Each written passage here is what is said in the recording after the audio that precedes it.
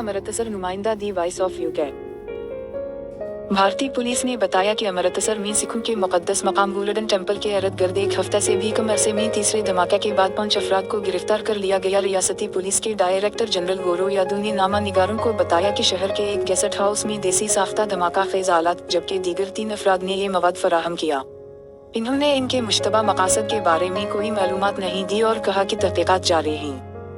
खालिसतन के नाम से एक अलहदा सिख वतन के लिए दबाव ने 1980 और 1990 की दहाइयों में भारत में मुहलिक तशद्दुद को जन्म दिया। मार्च में पंजाब रियासत में एक आतिश परस्त सिख अलहदगी पसंद की गिरफ्तारी के लिए एक तलाश शुरू की गई, जिसने तारिकीन वतन में एहतिजाज और तोड़फोड़ को जन्म दिया। ये वाज़ेह नहीं था कि आया इसका ताल्लुक 3 धमाकों से था। तीसरे धमाके में कोई जानी नुकसान नहीं हुआ, जो कि आधी रात के करीब हुआ। पुलिस ने इसे कम शिद्दत का बताया। इलाके को मुकम्मल तौर पर सील कर दिया गया है।